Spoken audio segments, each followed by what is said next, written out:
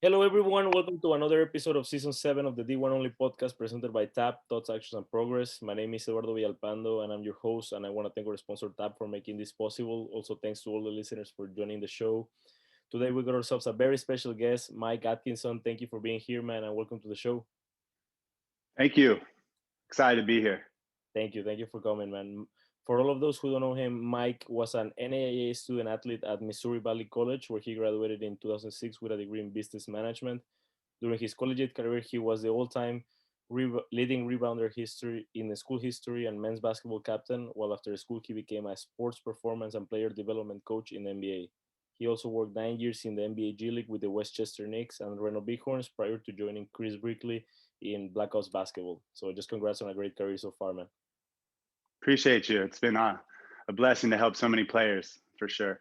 Yeah. So, I mean, for all of those who may not know, as I previously mentioned, you're working with elite NBA players as well as important figures from the music industry. How do you think being a collegiate athlete help you when it comes to understanding the clients you're working with at the moment and just your overall view of their body of work? Sure. I think the number one thing about college and the experience of college is diversity and the ability to learn from others and your teammates, if you're on a basketball team, especially. So I think the diversity that I was fortunate to experience in college is the starting platform of how you communicate and how you build relationships with players, athletes, and my clients in general. So, the college experience is meant to open your horizons and meet new people. And I think that's what Missouri Valley offered for me is a chance to really explore my diversity. I also went to junior college in LA for 2 years, which was quite the cultural experience on and off the court for sure. And what was that transition like going from a junior college? Because I mean, I think it was last year when the TV show on Netflix came out, The Last U Chance. Basically, they talk about everything happening in junior colleges and how great the players are there and how they're going to transition into the next level. So, what was your experience like there? Yeah, my experience was very similar to the show. We played against East Los Angeles College quite a bit in my career in junior college. You have a diverse platform for your teammates coming from different backgrounds. A lot of guys are supporting themselves on and off the court in junior college. A lot of talent. I chose to go to a smaller school and leave Los Angeles. I wanted to go to more of a Midwest style of basketball and program. So that's why I chose an NAIA school. I had the opportunity to play Division II in LA, but I chose to go to a smaller school and more build more on the athletic program and more on the basketball side. What do A you lot think? of distractions in LA. Yeah, no, for sure. What do you think are some of the advantages of going to a junior college? Is because, of course, there's times where when I was doing at least my recruiting process, I noticed that there were a lot of people trying to explore these other options, perhaps because they didn't have, I don't know, like the best academics, or they couldn't afford going to a big school if they were not getting enough money. So, what do you think are some of the advantages of going to these type of programs prior to making the jump to the NCAA or NAIA? Yeah, I think going to a good junior college can help you develop habits. Also, playing time, depending on the situation. I played a long time ago. Prep schools weren't as prevalent. Most of the prep schools were designed for people to go there to be placed by Division I schools. So junior college was really the only option for myself. I wanted to play Division I. I had pulled Division II ride offers out of high school. I was only 17 when I graduated. So I feel like the opportunity to play junior college helped me develop a year, but in hindsight, obviously, I may have reclassified in today's day and age or went to a prep school. Junior college offers that low rate. That the cost to get into school was low for a lot of my teammates. $20 a credit. They could live at home, so it was affordable. And most of my college teammates that played junior college ended up at a four-year school, and most of them graduated. So it's a really great way to build habits if the program cares about you. There's a lot of programs that are traps that just want you to take physical education classes and soft classes. And then when you try to transfer, you're stuck a year behind, and so you got to be very careful that you're doing all the right things when you're in junior college to make sure you're pushing yourself because no one's really looking out for you at that point in your career. Yeah, that's great, especially because I do know of a lot of people, as I said, that like perhaps they didn't have like a good SAT score, or perhaps they were not getting the offers they felt they deserve, right? So basically, I think a junior college is a good stepping stone in order to get to that level for sure. So, Yeah, eh, it's a chance to bet on yourself for sure. for For sure. sure. And I mean, from doing research, of course, I saw that you even played like professional basketball after your college career. But how is it that you decided to focus on the strength and conditioning aspect of it? Yeah, I was fortunate to have a great fundamental basketball experience in my career. In high school, I played on a very top level high school program where we traveled all over the country, played on a national level. We were nationally ranked at times. I had about 10 college teammates on my team at one time in high school. So I feel like building that platform into professional sports and into the opportunity to go into strength and conditioning, I saw the limiting factor in my career was my athletic ability early on. And that's why I ended up as a Division II recruit out of high school versus that bubble D1 recruit out of high school. I was barely dunking in high school, and the next year I could put my elbow on the rim. It's a little thing called testosterone, but also I took strength and conditioning very serious in that junior college. My first year, my head coach at the time was Andy Katz, who's the head coach at Sacramento State right now. I ended up leaving the school after going through the whole preseason and transferring back home and realizing I needed to put a little more effort into my body and my physical stature. So that's what kind of put me on the growth pattern of learning about basketball, but also about the body. And I was on the Globetrotter tour after college. I was writing my business plans, and I was getting real curious about training and learning about the body at that time, but also understanding I needed to diversify myself from just being a former player if I wanted to go into college coaching or professional coaching. So I knew I needed to get certified and educate myself to differentiate myself looking past my playing career. So the following season after the Globetrotter Tour, I started playing in the IBL, which is a small semi-pro league. And at that time, I met one of my mentors in strength conditioning named Rob Canaster of Sierra Strength and Speed in Reno, Nevada. And at that time, I was getting certified in strength conditioning, but playing and also training with him. And I didn't have a real fundamental strength coach like him in my whole experience in basketball. And so he started applying certain methods of fundamental strength conditioning. And I would ask him, can we make this a little more specific for my game? And him and I would collaborate.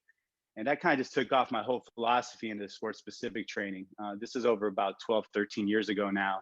And I would say, like, I would watch more of the strength conditioning. It was more football based, more power, more strength based. It wasn't as specific to basketball movements and the fluidity that the players needed.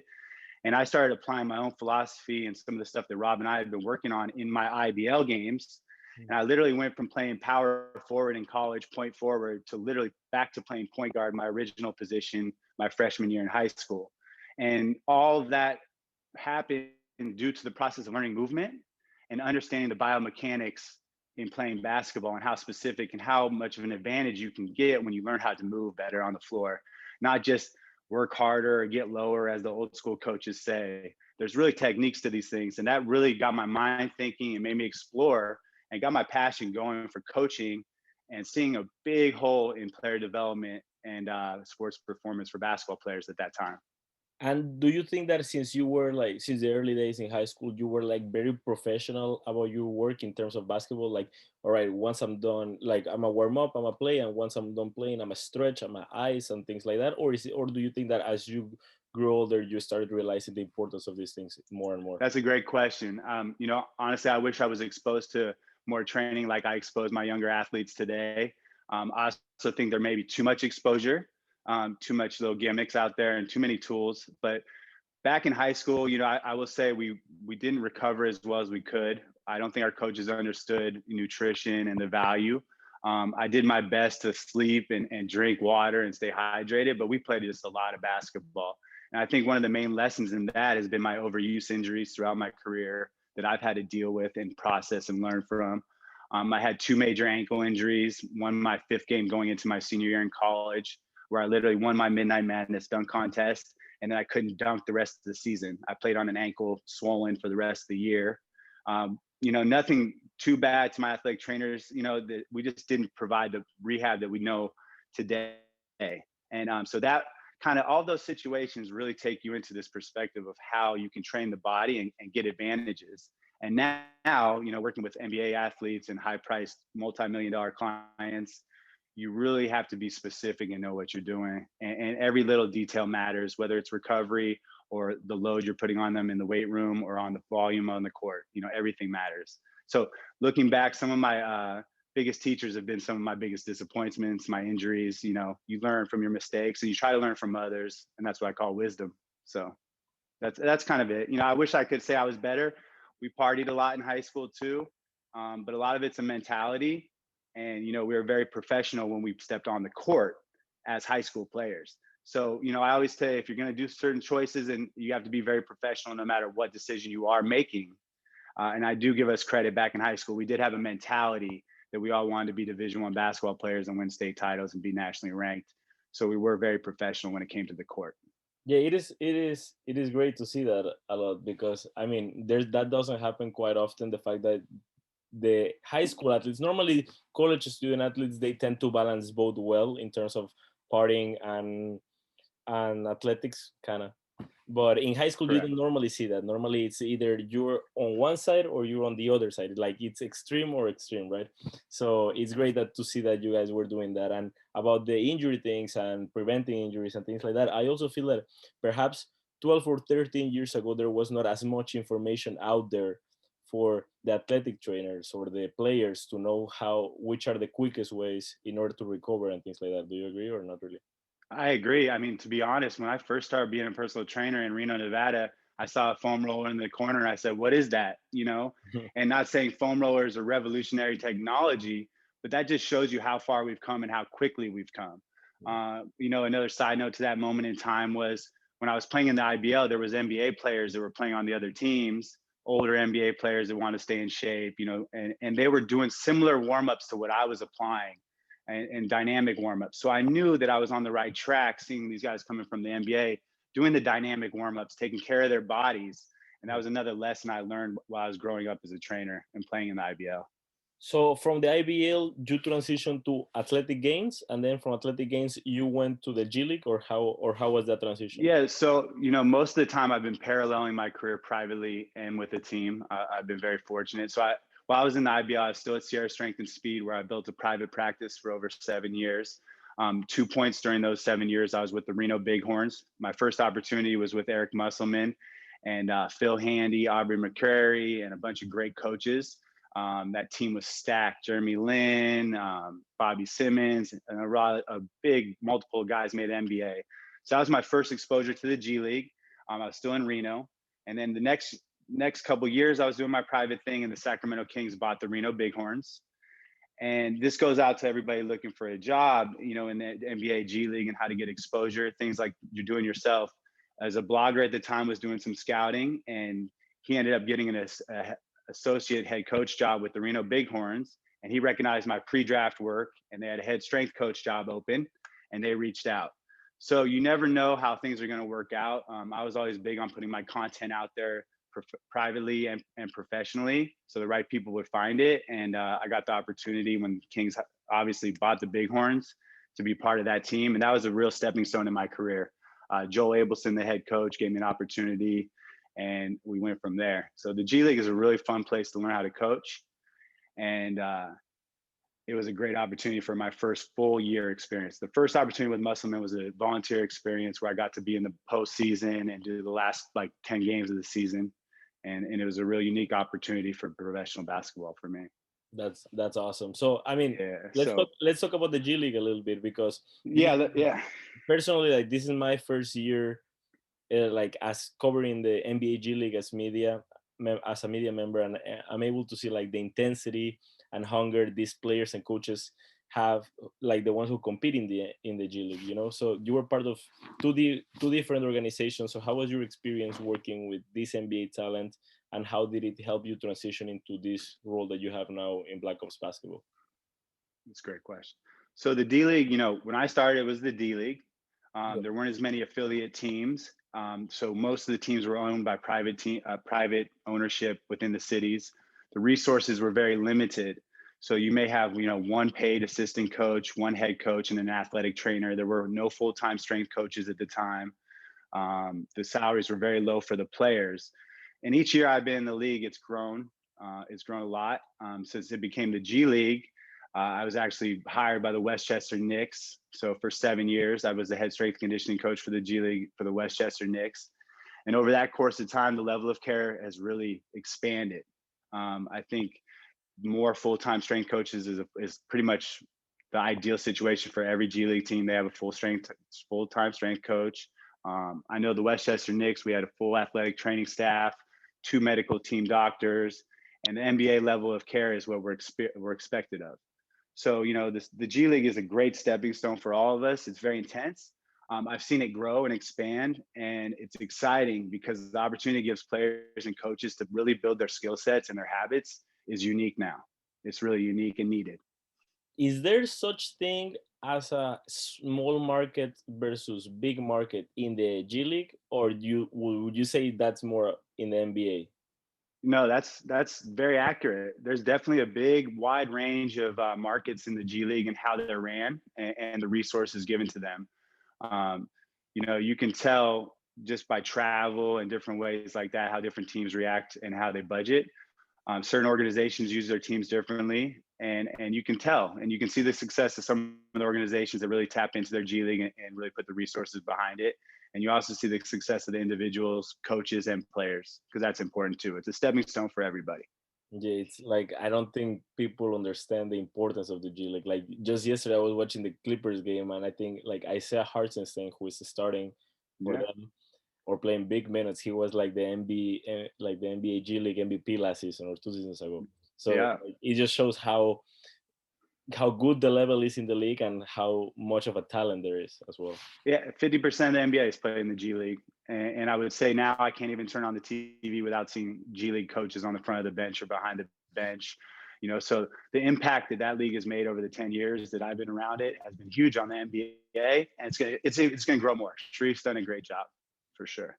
That's great. So let's transition a little bit into your relationship right now with Chris Berkeley. What you guys got going in New York City is great. You are working with elite NBA players and music artists. So just talk to me a little bit about how did you come up with Sure. the idea to partner and start this Black Ops basketball where you were like the head of strength and conditioning. Yeah. So every offseason during the NBA G League, I would go and privately train because it's a part-time position. Someone call it seasonal positions, right? So if you're a plumber, you plumb, you do plumbing, you do the pipes, and I'm a coach. So in the off season, I wasn't paid full time, so I would coach. So my first two off seasons with the Westchester Knicks, I was in Las Vegas, and I was the head of player development and performance at Athletic Gains. So I was kind of doing a job of player development and strength conditioning with our high level clients. I had 5 top 25 players in the country out of high school, and we had a multitude of NBA guys coming in and out. I learned a lot working with Travell at that time about the business side and how to develop athletes on and off the court. There was a lot of business going on at the time. Social media just started taking off, and I was seeing how he was leveraging that. So I'd come back to Westchester every season, and my first season, Chris and I met working with under Phil Jackson.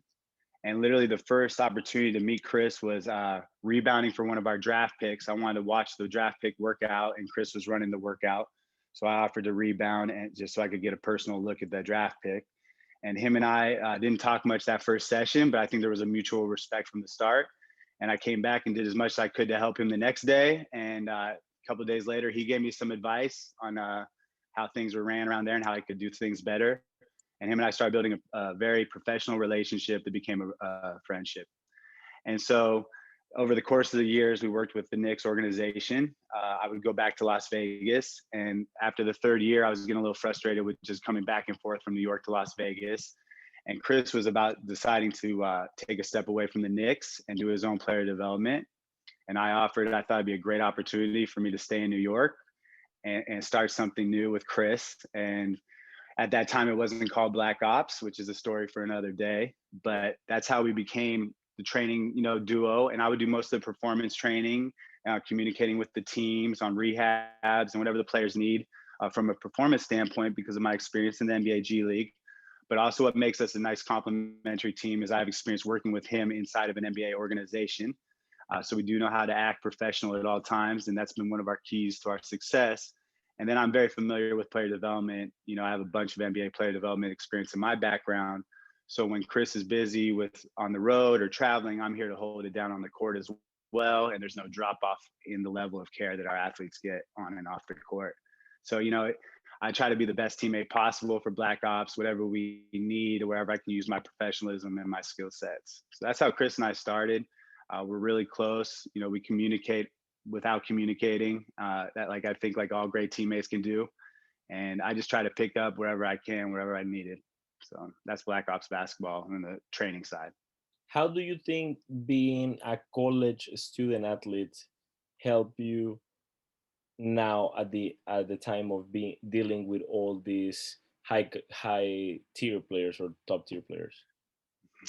I don't know if I think the best thing I can say is you can't fake it, and you got to be a part of the culture. You have to be real as authentic as you can. I think a ball player can sense a ball player a mile away. We all can sense authentic people and who are passionate about what they're doing. So I think being a college athlete definitely taught me the ability to be a great teammate and understand where different people are coming from. I think that is what college is about, the diverse experience. My roommates were from Texas and Illinois, and I was from the West Coast. And, there's just so much different diversity coming into one place. I take a lot of those skill sets when I'm communicating with different players, different people. Just even being experienced going to college in a certain region can give you something to communicate with someone else about, make them feel comfortable when they walk in your gym doors, whatever it may be. So college is meant to give you that exposure to different people. And I would say that's probably the best thing college gave me that would apply to how I create relationships with clients. So would you say that one of your biggest takeaways from college was learning how to network? Not necessarily network, but just to understand the different diverse backgrounds that people can come from. I think we all leave our communities in high school and we go to college. And I think the best thing we can do is broaden our horizons and diversify the way we look at the world. And I think college really helped me do that. And once you diversify your outlook on the world, you can start understanding a little bit about where people are coming from. That gives you empathy and a better understanding. And then you start really giving them care and love, and that's what it's about. So I don't know if college is going to teach me all that, but it definitely taught me the diversity and the different backgrounds that people come from and how beautiful that is. That's great. Yeah, especially, I mean, myself being a student athlete here in the States, but being originally from Mexico, like when I get to interact with all these people, sometime with all these like Americans in the Mm. universities, is their first time normally that they're perhaps speaking to a Mexican or to a foreign student, right? And it would have been the same for me if I would have not gone to a prep school before coming here. So it's just great to see just the different, like as you said, the diverse backgrounds and how many people from all over the country can be like just in one college campus. I find that like so amazing. Yeah, it's really amazing. And you're right. Just the international culture that you get at college is amazing too. You're right. Yeah. That's a big So part of it. two more questions before we get to the final segment of the podcast episode presented by TAP, Thoughts, Action, and Progress. Where do you see yourself in the next couple of years? I see myself really pushing the envelope. I want to help others. I want to coach others. At this point in my career, I haven't given much context to the social media and why we do things and how we do things. I'm working on a few big projects on just how to help athletes and parents communicate better, help coaches, help others. I see Chris and I expanding Black Ops, even more, pushing the envelope. We just getting started. We're seeing some of our clients just start year 6 of their careers. So I really see myself, I want to be considered one of the best in the world at what I do. And I think in order to do that, I have to work with the best athletes in the world and help them, because that's what really challenges me. So I need to be challenged. I see a lot of challenges ahead, but a lot of great things and business opportunities as well. That's great. So, I mean, of course, from people who have been following you closely, know that you've been working with Cole Anthony since he was in high school. Of course, I think you guys went to the Hamptons a couple of summers ago. So, what do you think about his transition from college to the NBA, and how do you think your coaching has influenced him throughout his career? I'm proud of Cole because I think all of us need to go through adversity. And I think college was adversity for Cole. He stepped up and, came back and played after an injury and had to deal with the consequences in the draft and people doubting him. And all I saw the whole time was just a work ethic that's never stopped since I met him, a genuine love for the game, a love for life and his friends and people that are close with him. And I think we're seeing that in the NBA this season. He's very comfortable. And he's gone through the adversity and you're seeing the joy of the game. And I think that's what happens for all of us. Once we go through adversity and you understand that you can handle it and get stronger, the joy comes back.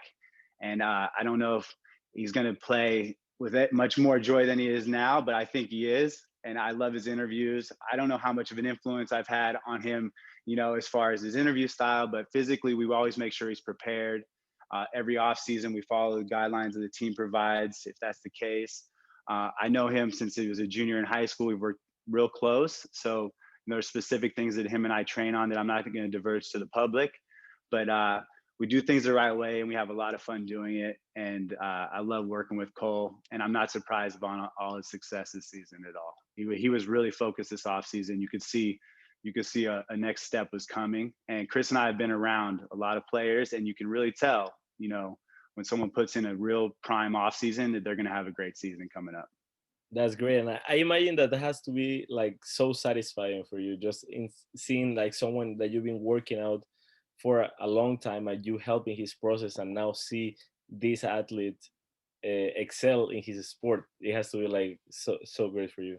Yeah, it's one of the best parts of the job for sure. That process is so unique, and I would encourage all coaches that do get to experience something like that to enjoy the moment, because they don't come often and they come fast. You think the next one's going to come, and you never know. Everything's in the moment. So I'm really happy about the moment, and it is a good experience. And Cole is literally, sky's the limit for him. There's a lot more coming. That's cool.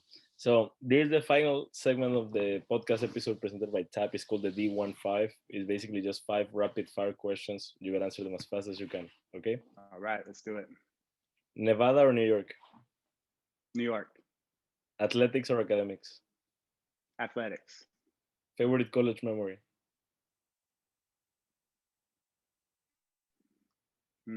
That's a tough one. 20 rebounds, 23 points against Ottawa College. I tribute to my dad. That's cool. Most listened artist at the moment? J. Cole. Other than basketball related, what profession would you like to attempt? Broadcasting. That's awesome. Well, Mike, that's all I got for you today. Thank you so much for taking the time and keeping it 100 with me and with all the listeners. I really appreciate it, just for coming here and basically just sharing your knowledge and sharing all your experiences, because I'm sure that this is going to help someone in their path to whatever they're looking for. So thank you so much. My pleasure. Thanks for having me. Thanks also to all the listeners for tuning into another episode of the D1 Only podcast presented by TAP, Thoughts, Action, and Progress. I'll see you guys next time.